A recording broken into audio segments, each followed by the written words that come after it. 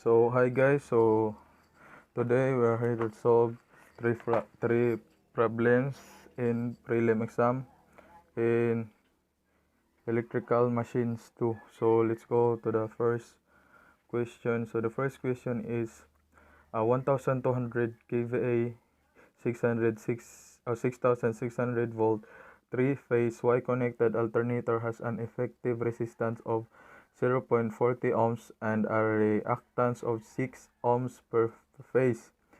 It delivers full load current of 0.80 lagging power factor at rated voltage. So what will be the terminal voltage for the same excitation and load current if the power factor is 0.80 leading? So we have the choices: A 4,560 volts, C 7,898 volts, B kay 9,878 volts, D kay 4,250 volts. So let's go to the solution.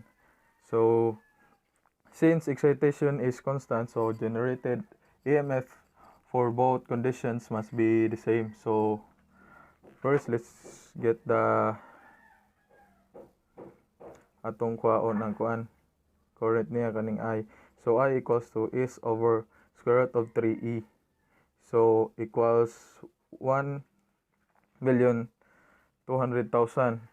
kay kVA man. So i-times na nato 1,000 ang kaning kuan. So over square root of 3 times 6,600 equals 104.97 A.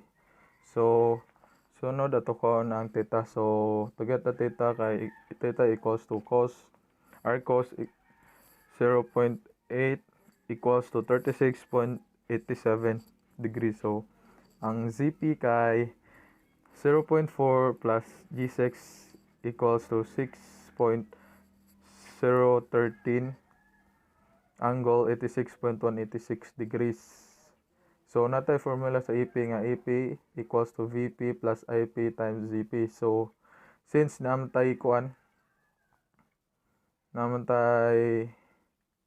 value sa IP o sa ZP, so ato na siyang i-substitute. So ang VP kay 6,600 over square root of 3 angle 0 degrees plus ang IP kay kaning 104 o ang angle niya kay kani 36.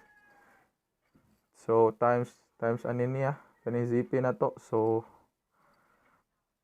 makuha to ang 3,810.5 plus 631.184 angle 49.316 degrees or 3,810.5 plus 411.46 plus J 478.637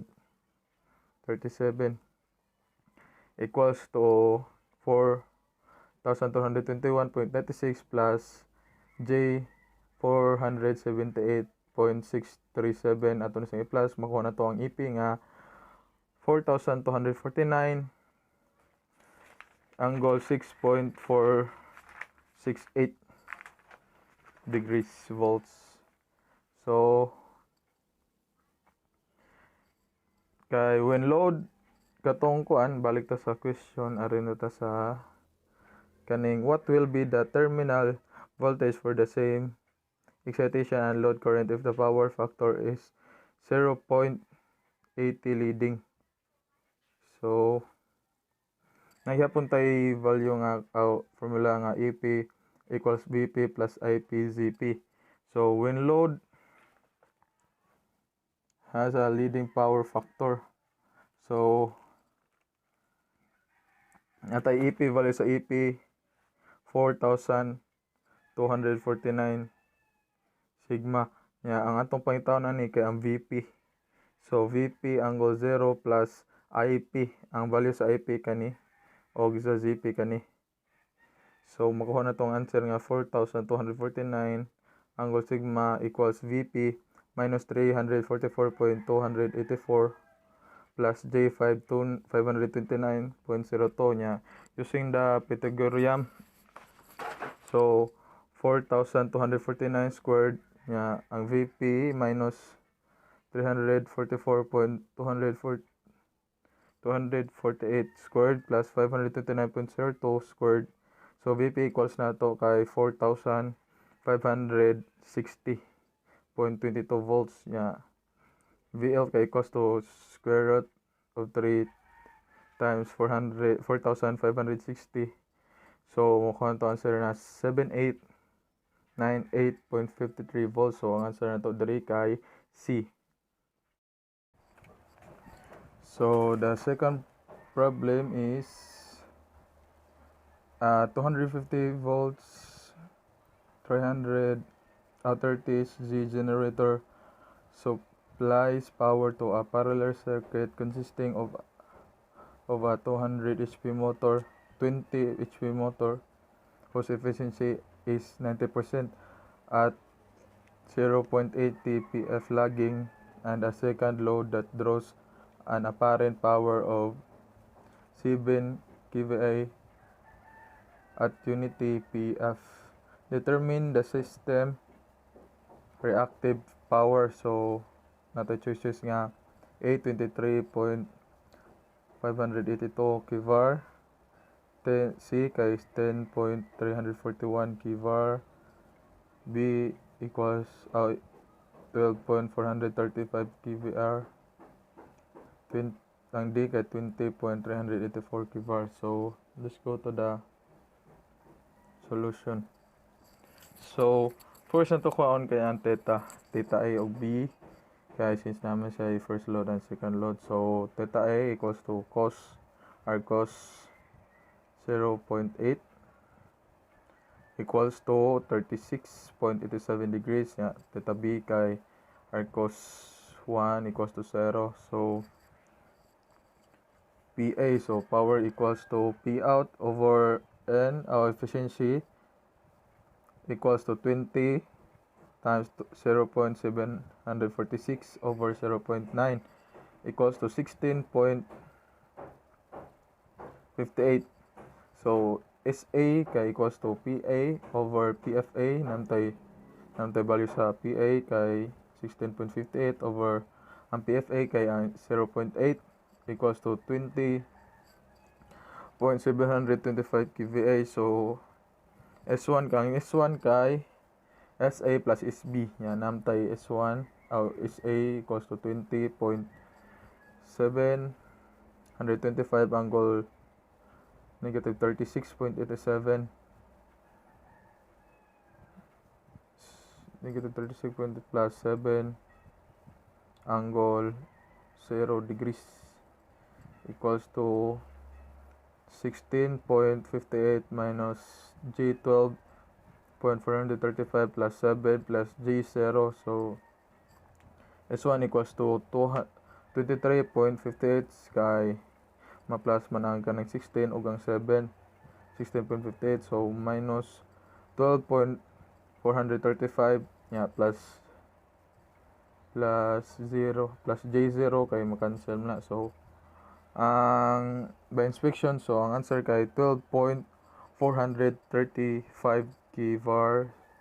Sorry, wala na ako nasuwat. So ang answer na to kay B, kaning B kanang 12.435 kVAR mo ni answer. So the third problem is the two alternators are driven by shunt motors. The shunt motor has speed, load, drop characteristic of 3% and 4% respectively. The alternators are in parallel and each carrying 50 kilowatts. So there is no automatic speed load control. An additional 50 kilowatts is switched on. What are the result loads of alternators assuming that the speed load control of each is not adjusted? So nato choice is A 78.57 kilowatts and 71.43 kilowatts, B 82.51 kilowatts, and 67.49 kilowatts. C is 75 kilowatts and 75 kilowatts. D is 80.31 kilowatts and 69.69 kilowatts. So let's go to the solution. So mo ni ang porma sa ang graph, mo ni ang graph. So natay NFL ya ang N, which the intersection. So N sub NL. So delta N o delta P o PFL. So natay ka ng formula nga delta N over delta P equals to N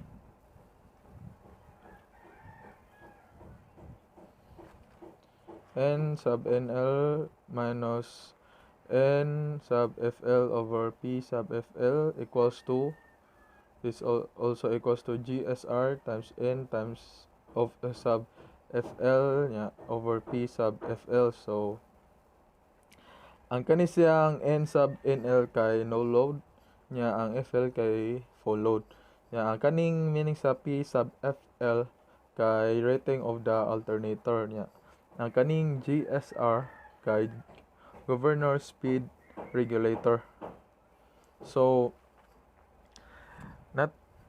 natay makuha nga formula nga gikan ning una, makuha na to ning formula nga delta P equals to delta N times P sub FL over GSR times NFL. So ang delta P1 first na to kaon kay duham sila equals to delta N times 50 over 0.03 NFL equals to 1666.67 delta N over NFL. Mo na siya atong equation 1.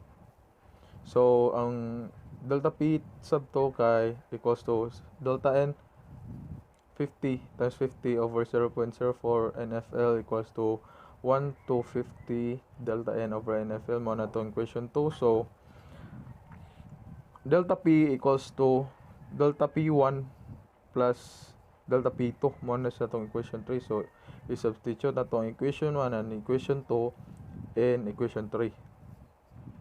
So 50 equals to 1666.67 delta N over NFL plus 1250 delta N over NFL. So delta N over NFL equals to 0.0171428. So ato ko ng P1 o ang P2 para makuha na itong answer. So P1 equals to 50 times delta P1. So 50 plus 1666.67 times 0.171428.